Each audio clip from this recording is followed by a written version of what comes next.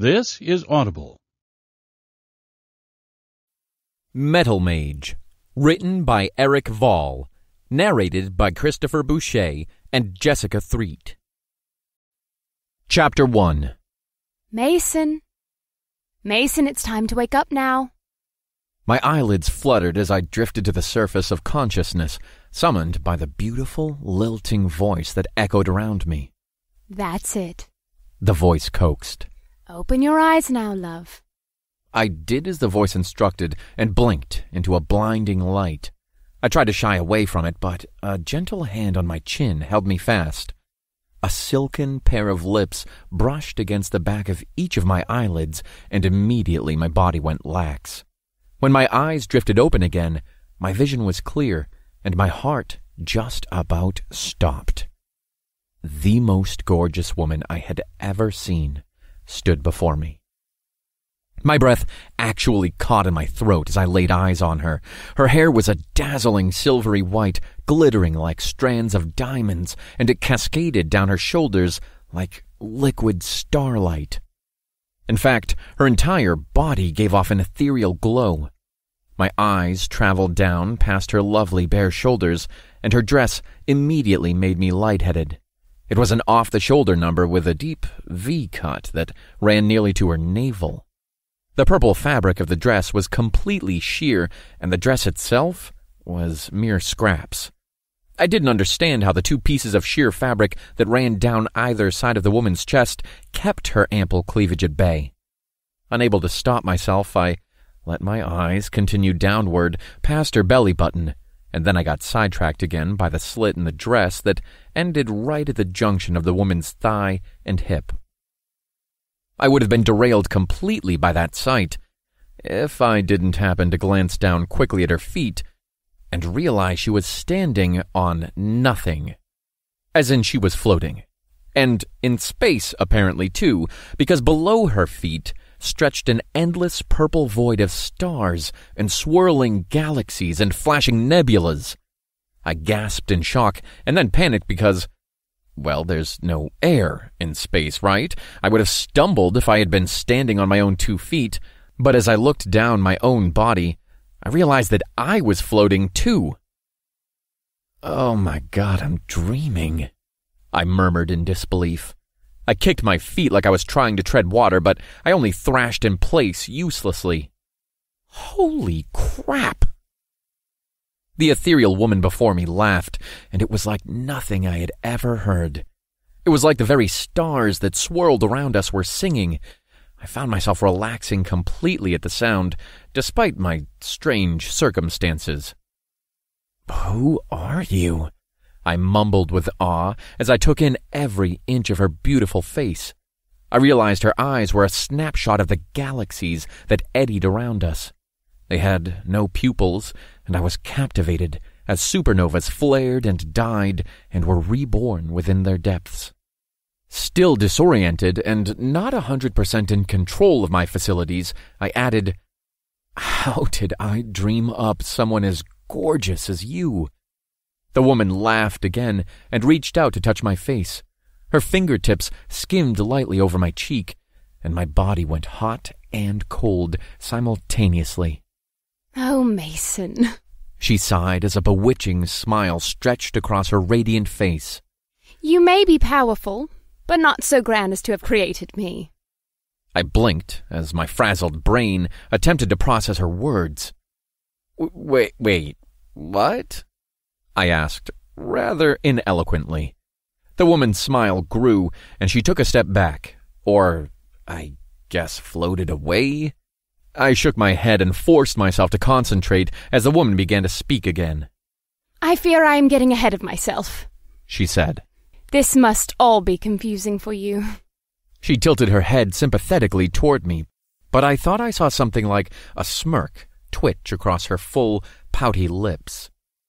I am a little lost, I admitted with a shrug. But dreams typically don't make sense anyway. This time, the woman smirked unmistakably. Dreams are perfectly sensible if you remember and put them in the right order, she replied. But that is beside the point, since you are not dreaming, Mason Flint. The logical part of my brain wanted to argue with her immediately, but something deeper inside me knew that she was right. Never in my whole life had my dreams been this vivid, and I had definitely never been able to imagine such an absurdly, insanely, breathtakingly sexy woman like the one before me. Okay, let's say you're right, I conceded with a small frown as I crossed my arms in front of me. If I'm not dreaming, where are we? And it seems a little unfair that you know my name and I don't know yours. The woman smiled again, more sincere than teasing this time. My name is Nemris, she replied softly. The word echoed around us and rippled out into the cosmos. Nemris, I repeated almost instinctively, and a zap of déjà vu ran through me. I had said this name before. As I tried to sort through the convoluted feelings that were rising up within me, the next question just fell out of my mouth. Where are we exactly, Nemris? Why, we are in my domain, Mason. Nemris grinned, and the joy that radiated from her face was brighter than any sun or star. She spun in place, and as her dress fanned out around her, all the stars surrounding us flared in unison. When she stopped spinning and the stars had dimmed back to normal, she faced me and extended her arms out from her sides. I am the goddess of peace and transition. White light spilled from her skin, and her eyes glowed an eerie but beautiful purple. I am the gatekeeper between the realms. I am the guide to all souls when their time has come. I shielded my face from her brilliance, but her words rang through my skull like bells. Somehow each one of them rang true. Part of me was pretty sure I should have dissolved into incoherent panic at this point, but I felt fine. More than that, I felt relaxed in a way I never had been before in my entire life. So, you're a goddess, I said, as I still tried to wrap my head around her words. Nemris nodded. And your job is to guide people to the afterlife, I added for clarification. Below my feet, either a billion miles or mere inches away, I watched as a star went supernova, and I had to add, Does this mean I'm dead? The thought didn't exactly fill me with fear. In fact, I was more curious than anything. Eager, even. This time the goddess shook her head in response. There is not so much an afterlife as the religions of Earth describe. It is more an other life. As for you being dead, the answer is both yes and no. Technically, individuals do have to perish from their previous life to arrive here. However, your case is different. You didn't die so much as I summoned you here. Nemris sighed, and I guessed that she knew I was as confused as I probably looked. It will be easier if I simply show you. She turned around, held her arms above her head, and I could have sworn I heard her add under her breath, Again. Before I could ask what she meant, the goddess chanted something in a low voice, and I felt a zap of electricity pass through me. As I watched in abject awe, dozens of holes ripped through the fabric of the cosmos in front of her. Well, perhaps holes was the wrong word. As I took in their detail, I realized they were more like windows or screens, each one of them perfectly round, bright, and clear.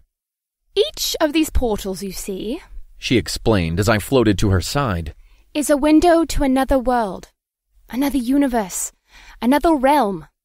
So, parallel universes? I asked. Exactly. She reached out toward one of the portals and ran her finger over its surface, which in turn rippled out like water. When the surface had settled again, I leaned in and saw the profile of a huge, hulking creature slither into a gray-green bog. It didn't look like any beast I had ever seen. Curious, I reached my hand to poke at the portal, but Nemris gently caught my fingers. Her touch was electric, and a wave of pleasure flowed through my entire body, mind, and soul. Don't touch until I'm finished explaining, okay? she instructed me with a small, teasing smile. I nodded, gave her a wide smile, and let her continue. As I was saying, she went on as she released my hand, there is an infinite number of realms and realities. Anything and everything you could possibly imagine wouldn't even begin to scratch the surface. My job is to oversee these worlds and ensure that souls move between them properly. Nemris reached out and stroked her fingers across another portal. Beyond the ripples, I could see a bright red planet surrounded by the glinting silver hulls of spaceships. You see, Nemris continued, even for a goddess, there are rules. And the number one rule that dictates everything is that nothing can truly be created or destroyed. Matter and energy merely transition and shift. This applies to physical things like ice melting into water, but it also applies to less tangible concepts like souls sliding across the universes, worlds, and dimensions. So, when someone dies, I help them to their next life. Does this make sense to you? So, you're saying that instead of going to heaven or hell or whatever, I'll be reborn into one of these worlds? I asked, as I gestured to the portals that stretched out forever to either side of us. Any realm you so choose, she replied. I get to pick? My eyes went wide as I considered the options immediately around me.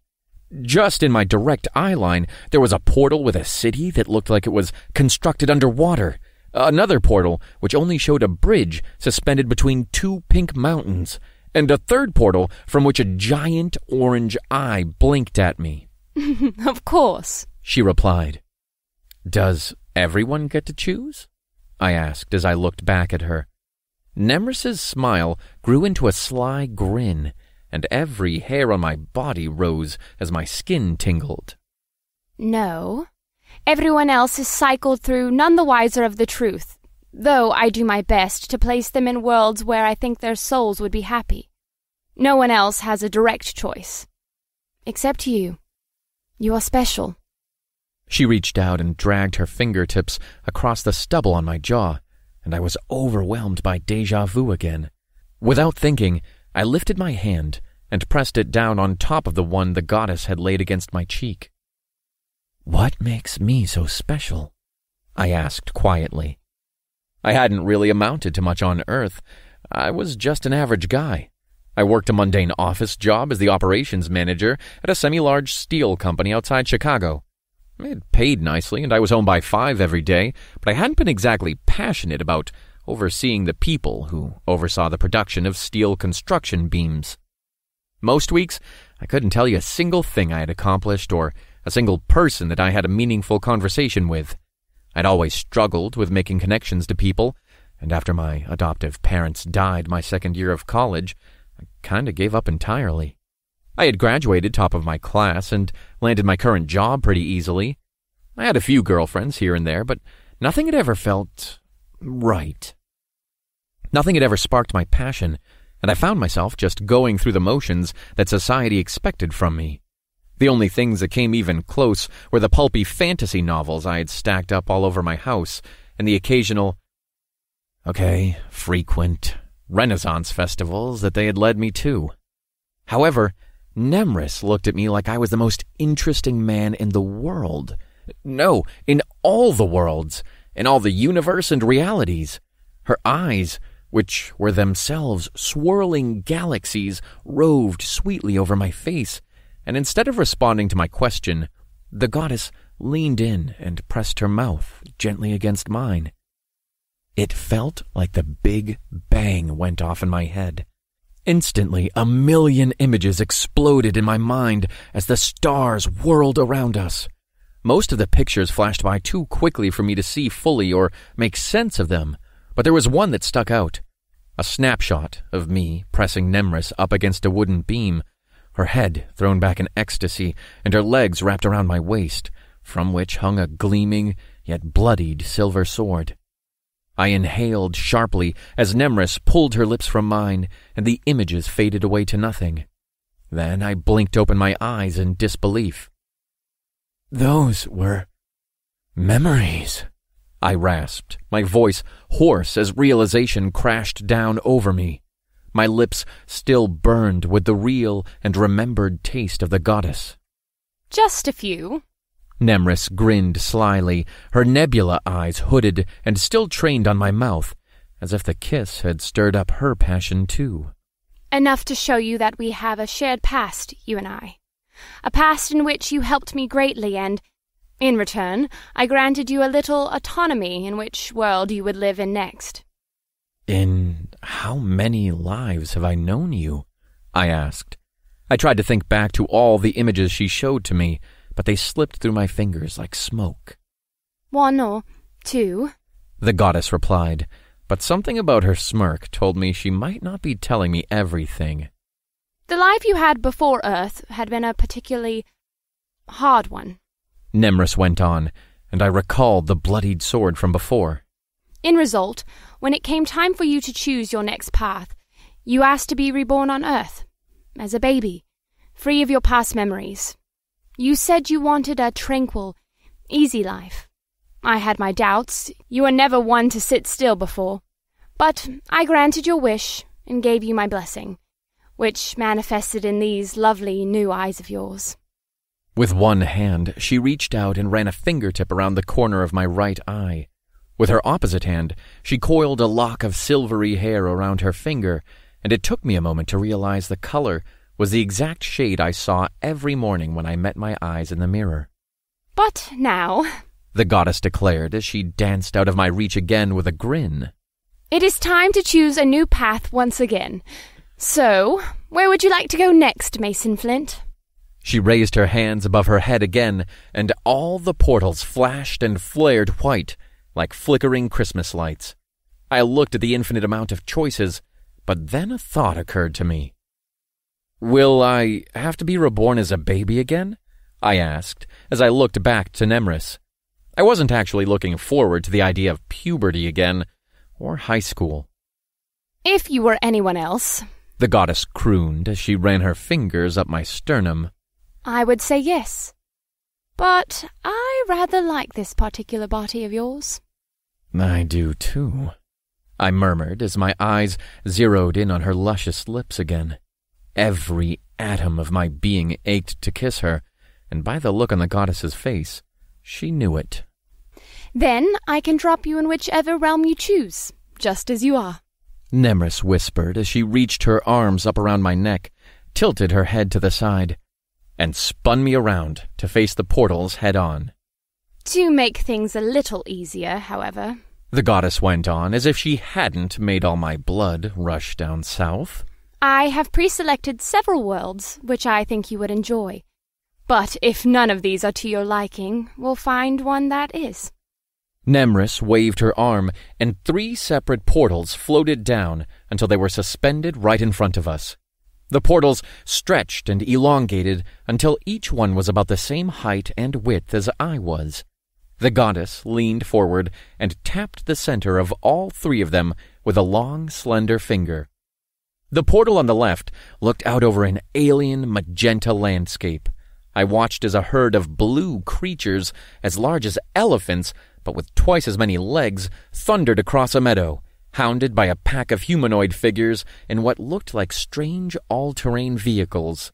As I watched, one of the humanoid individuals launched themselves off their truck, scampered up the back of the lead stampeding creature, and somehow brought it to a halt. It looked like any and every reality really was possible. The alien portal intrigued me, but I moved dutifully on to the next one. The middle portal might actually have been the underwater city I caught sight of earlier, but I barely had time to spare it a glance before movement from the third and last portal caught my eye. Instinctively, I was drawn to this third portal, so I walked over to it. The flash of movement I had seen had actually been a woman. A gorgeous woman, in fact, with blue hair and dark green eyes. At her hip hung a long and curved silver sword, and the gleaming metal surface reflected the orange light from the flames that danced all around her. As I watched, the woman's face twisted in a snarl, and she dashed out of frame with a wild, silent cry. "What is this world?" I asked hurriedly as my eyes scanned the surface of the portal for a glimpse of the blue-haired beauty. My heart began to beat rapidly in my chest, though I couldn't exactly say why. That portal is the kingdom of Ilaria, the goddess responded. It is a realm of magic. Humans are just one of numerous species, some magical and some not. It is similar to several lives you lived recently. I thought back to the memory of me pressing Nemrys against the wall, a broadsword at my hip. I thought back to all those fantasy novels I hoarded, how each one sucked me in and felt more real to me than my office job and cushy apartment. Lastly, I thought back to all the Renaissance festivals I attended, and how I could never quite figure out why pulling into the grounds felt like coming home. Is this why I never felt like I belonged on Earth? I asked Nemrys as my blood thrummed with eagerness to jump through the portal and join the blue-haired woman in battle. I looked back at the goddess. Why I could never form connections with anyone? You always thought best on the battlefield, and in motion, my love, she told me as she reached out and gently cupped my face. I tried to warn you that your heart would feel restless if you chose a simple life on Earth. But that time is over now. You have a whole new journey before you. I took a deep breath and let it out slowly. A fresh start, I replied as my face slowly stretched into a broad smile. I looked over the 3 portals before me, but the goddess and I both knew that I had already made my choice. Ilaria, I said aloud to test the word on my tongue. It is a very beautiful world, Nemrys responded, and somehow I could tell there was an edge of excitement to her lilting voice. Will you be accompanying me? I asked, as I turned to the goddess, stepped closer to her, and put my hand on her hip. Nemrys's gentle smile turned mischievous, and she reached out to run her fingertips over my lips. I might check in on you from time to time, but there are other things you must focus on first. Things like what? I asked. Instead of answering, Nemrys leaned forward and brushed her lips against mine one last time. The same zap of electricity from before rushed through me, but this time, everything started to go dark. Nemrys, I slurred as my eyes fluttered shut. What? As I tumbled backward and fell into the darkness, I heard the goddess's voice echo around me one last time before I lost consciousness. Help them, my love, the goddess whispered. Save them.